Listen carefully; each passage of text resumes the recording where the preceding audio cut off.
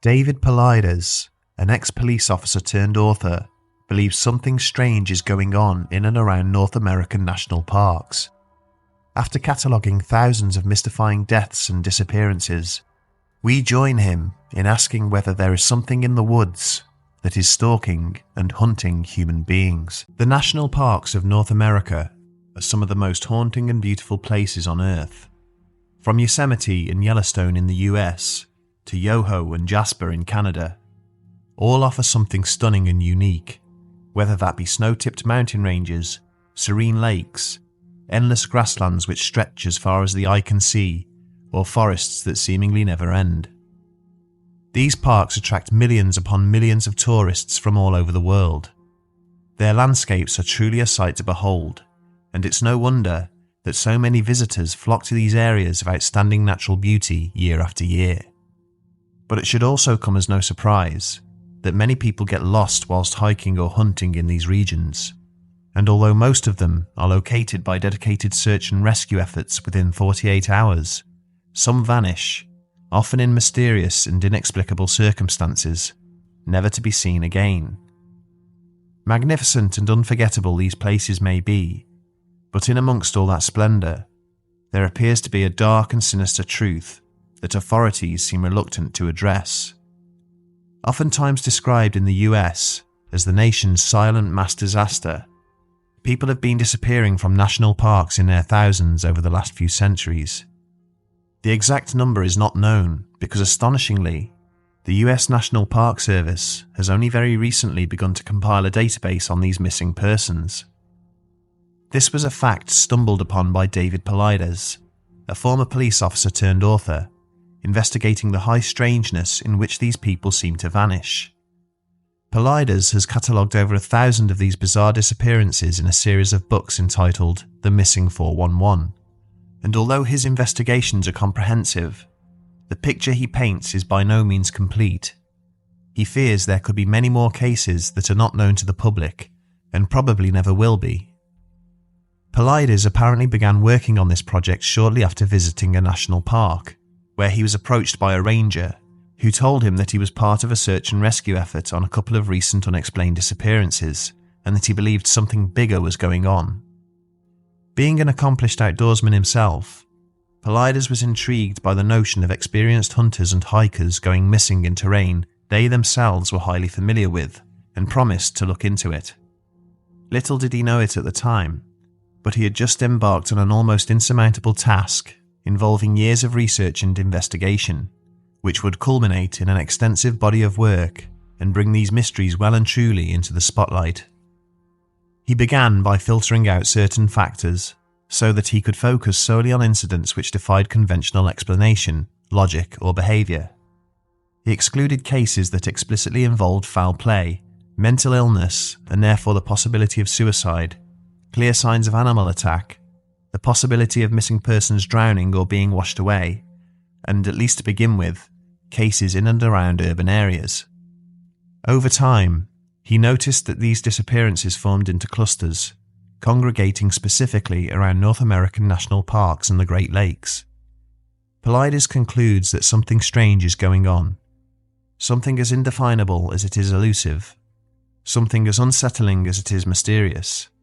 He believes there could be an unknown quantity behind these disappearances, one which is intelligent and patient, predatory and unseen. What follows is a select few of the strangest vanishings ever recorded in US and Canadian national parks, and one must bear in mind when considering these cases that conventional explanations have either been ruled out completely or are extremely unlikely.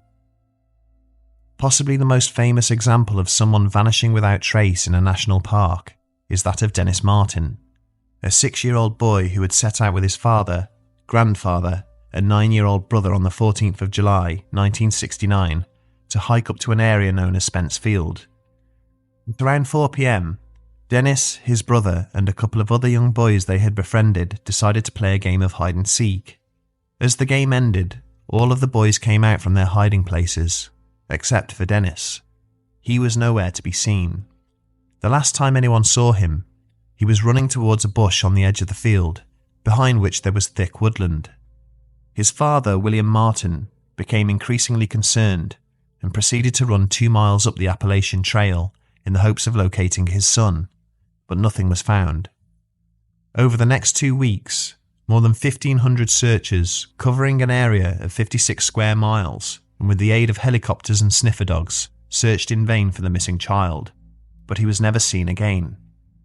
Even a crack team of Green Berets joined in on the search effort, although they worked alone and refused to engage with anyone outside of their group, which many people saw as strange in and of itself. Typically, the Green Berets would only be called out in matters concerning national security. On the day that Dennis disappeared, the Key family, hiking up towards Rowan's Creek about 4 kilometers away from Spence Field as the crow flies, heard an almighty scream at around 5:30 p.m. This was about an hour and a half after Dennis was last seen. When they looked in the direction the scream had come from, they saw what they described as a bear crossed with a man carrying a small child over its shoulder, scurrying off into the dense forest. The FBI dismissed this, saying that the timeframes involved were too narrow and that no one could have hiked that distance over rough terrain in such a short amount of time. However, a ranger involved in the search by the name of Dwight McCarter proved this assertion to be false when he hiked the same journey in just over an hour. Trenny Gibson was a high school student from Knoxville who in October 1976 visited the Great Smoky Mountains whilst on a field trip. She was with 40 of her classmates, and they were hiking from a parking area to a spot called Andrews Bald. As the afternoon wore on, the students broke up into smaller and smaller groups, each determined by their respective walking speeds. Trenny was about 20 meters ahead of her group when she was seen to suddenly stop in the middle of the path. Friends later reported that she was looking off to the side, almost as if she had seen something of interest in the bush. She then stepped off the trail in the direction she was looking and was never seen again. Police did not initially believe her friends about the point where she had apparently left the path, as it was a steep, almost sheer drop, followed by hundreds of meters of dense woodland that would have been impassable. Despite massive search efforts, Trenny Gibson was never found. In July 2010, a man by the name of Eric Lewis was climbing Mount Rainier with 2 other people.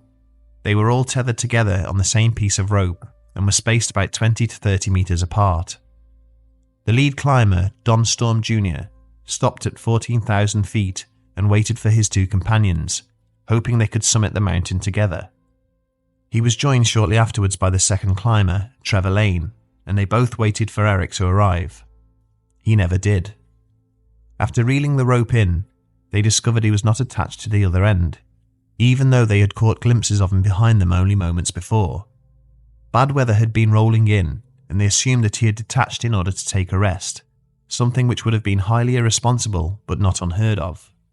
Heading back down the mountainside, they saw no sign of him whatsoever, and discovered that his tracks seemed to just stop in the middle of nowhere.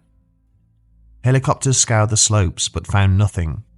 Search and rescue discovered his backpack, climbing harness and snow shovel at 13,600 feet, but Eric himself was never located.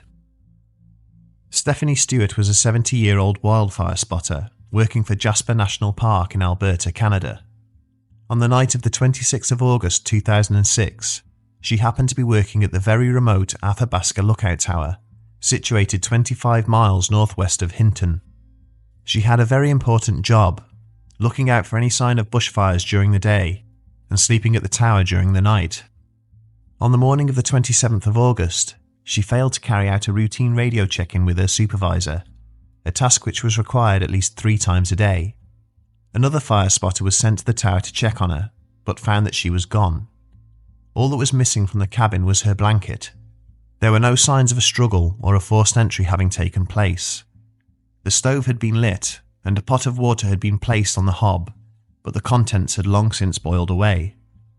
Her truck was still outside, and authorities found no tracks leading in or out of the area, other than those left by her own vehicle. She was of a sound mind and had a loving family. It seems unlikely that she would have just left in the middle of the night for no apparent reason. Stephanie was never seen again, and her disappearance caused the provincial government to change the way lookout towers operate throughout the region. Charles McCullough was a 19-year-old amateur photographer from Virginia. In December of 1974, He hitchhiked out to the west coast on an extended vacation, photographing scenery along the way. In January the following year, he found himself staying with a friend in Oregon. He planned a short excursion out to Crater Lake to take pictures of the beautiful winter landscapes there, and then to return to his friend's house 2 days later. He never did, however. Massive search and rescue efforts were launched, but nothing was found. No tracks, no scents, no eyewitnesses, nothing. A year later, a couple of hikers located a backpack 12 miles off the trailhead, and after being examined by authorities, it was determined that it belonged to Charles. Park rangers got a horse patrol out to the same area within hours, and shortly afterwards, they found McCullough's body, or what remained of it. The scene was strange to say the least. All they found of him was his jeans, unbuttoned, sitting on a log in the middle of nowhere, frozen in position as if an invisible man was sat inside them. His socks were sticking out of the legs at the bottom as you would expect, and inside them, they found small foot bones. 12 feet away they found the top of his skull. His shirt, coat, boots, and all of his other belongings were nowhere to be seen, and they never found the rest of his body. Most perplexing of all was how he even got to this location to begin with. On the day he vanished, there was 7.5 feet of new snow on the ground, making it impossible to travel there at that time, even if he'd had a snowmobile. A case similar to this occurred in Canada's Yukon Territory in 2004. 49-year-old Bart Schleier was, according to everyone who knew him, the greatest outdoorsman you never heard of. He was smart, strong, unbelievably fit, and had been hiking and hunting the wilds of North America since his pre-teen years. There was no doubting his experience. In September of 2004, he chartered a pilot to fly him into a remote region, 175 miles north of Whitehorse, with the intention of hunting moose alone. He was well equipped, taking along 3 crates of supplies, which carried his food, camping equipment, and hunting gear. The pilot dropped him off and arranged to return 3 weeks later to pick him up. That was the last anyone ever saw of him. When the pilot did return, he found Bart's camp set up and well stocked, but could see no sign of the man himself.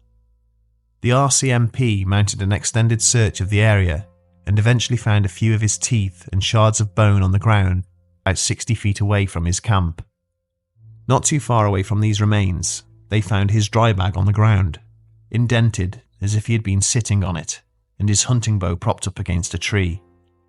Examination of bear and wolf scat in the area ruled out the possibility that he had been eaten by a larger animal, and friends are quick to dismiss this anyway, saying that he was far too canny an outdoorsman to have been surprised by a bear or some other large predator. Besides this, there was no disturbed ground or snapped branches indicating any signs of struggle, and authorities queried if he had in fact been taken unawares by a bear or wolf. Why had the supplies at his camp not been raided? Another strange case 2 years earlier in 2002 centered around a 20-year-old surveyor from Ellerslie, Georgia. Christopher Tompkins was working as part of a 4-man crew near dense woodland in Harris County. At the end of the day, the team headed back to their vehicle and was walking along Warm Springs Road, a straight highway which is bordered by woodland on both sides. Each crew member was walking roughly 50 feet apart, and Christopher was last in line. Within a few seconds he had vanished. His colleagues went back to the point he was last seen and found around 12 cents in coins on the ground. They also discovered one of his work boots snagged on the barbed wire fence lining the road, as well as fibres from his work trousers. Despite a wide-ranging search involving hundreds of people, Christopher was never found. Several months later, his other boot was located by the property owner near a swamp 900 yards from where he vanished. The fact that they found the contents of his pockets on the road suggests that he had been turned upside down. Todd Geib was a 22-year-old man from Casnovia, Michigan. On the night of the 11th of June 2005, he attended a keg party with his cousin, but left at around 12:30 a.m. because he was feeling tired. He hadn't drank much, but decided to walk home as he preferred not to take the risk of driving whilst under the influence. At around 12:51 a.m, he called a friend and was heard to say, "I'm in a field," before the call suddenly cut off. The friend called him back, but heard only heavy breathing and/or wind before the call cut off again. Todd then tried to call his friend back 2 more times, the last attempt being at 12:57 a.m, but nothing else was heard from him that night. The next day, he failed to show for a family gathering, which was completely out of character for the young man, and when it was discovered that no one else had seen him after the party, his concerned parents reported him missing. A huge search took place, involving over 1,500 volunteers and helicopters equipped with infrared. Lakes and swamps in the area were dragged and dived, but nothing was found. It was as if Todd had simply dropped off the face of the earth. 3 weeks later, on the 2nd of July, a couple walking along the shore of Oban Hall Lake saw something out in the water. It looked like a man standing upright, his head and shoulders bobbing on the surface of the lake. It turned out to be the body of Todd Geib. The location where he was found shocked everyone, as the lake had been searched multiple times in the intervening weeks, and it was in completely the opposite direction to where he had been heading. The cause of death was listed as drowning whilst under the influence of alcohol, but no water was found in his lungs, and his blood alcohol limit was relatively low. So who or what is responsible for these killings and/or disappearances? Paulides is reluctant to single out any particular culprit or cause, but he has indirectly hinted at several possibilities, and the tone of his books is highly suggestive of something out of the ordinary. Skeptics have largely disparaged Paulides' work, arguing that oftentimes he deliberately omits certain details which do not fit his narrative, and that there are rational explanations for every single one of these cases.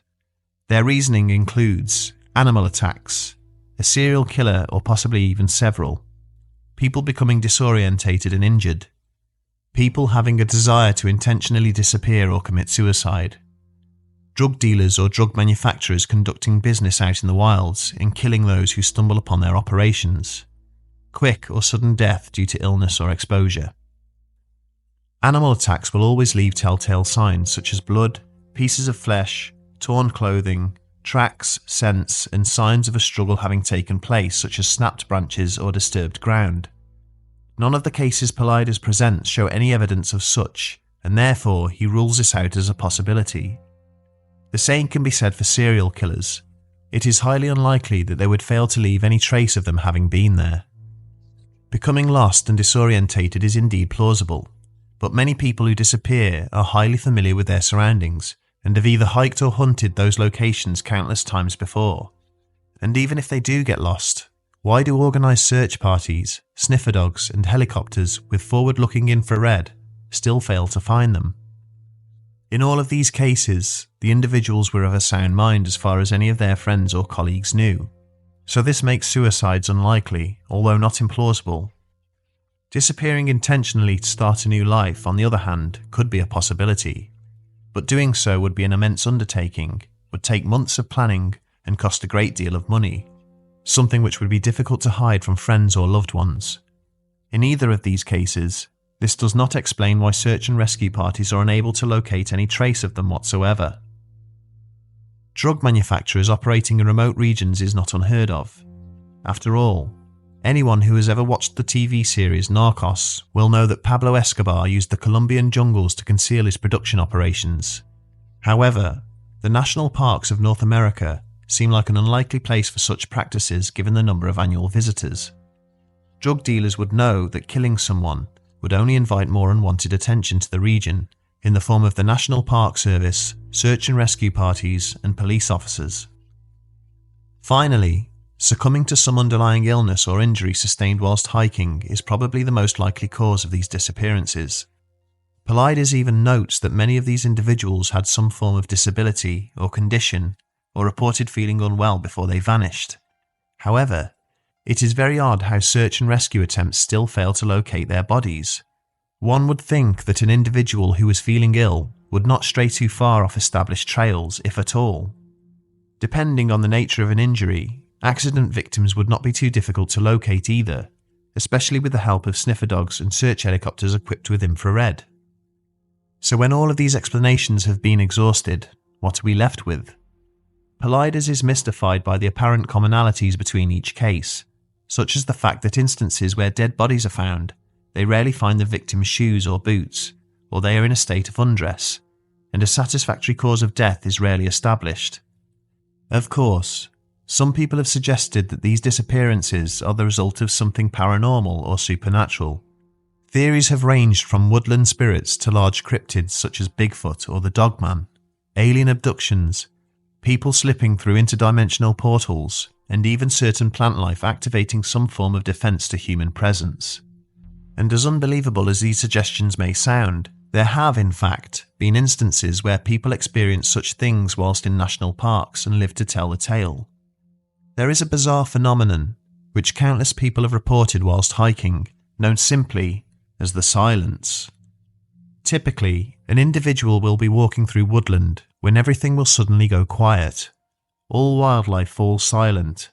The breeze rustling through the leaves dies down, and the air around them seems to get heavier. By all accounts, it is an incredibly unnerving experience, as people often report feeling as if they are being watched or stalked by something.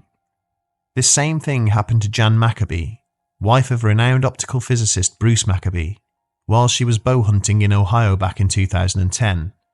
It was around 6:30 p.m, and she was in a tree hide approximately 15 feet off the ground. She reported that everything suddenly went quiet, and within minutes, she noticed an odd distortion moving through the branches about 20 feet from her position. She described it as a humanoid figure, and that it appeared to be cloaked. She managed to take one picture before it moved off, and the sounds of wildlife returned. The image shows what looks like the edge of a face, with hair sticking out from behind it, backlit by the sun. A compelling piece of footage, uploaded in 2016 by YouTuber Scott Carpenter, appears to show what looks like a Bigfoot peeping out from behind a tree, perfectly camouflaged by its surroundings. And although this could be nothing more than a case of pareidolia, it is interesting nonetheless. Whatever is responsible for these disappearances, whether it is paranormal, supernatural, or something altogether more ordinary, the prospect of losing your way in such vast and often inhospitable terrain is no less frightening. Truly, these places are wonderful examples of just how beautiful our world can be, and this episode should not deter you from visiting them if you are lucky enough to have the opportunity.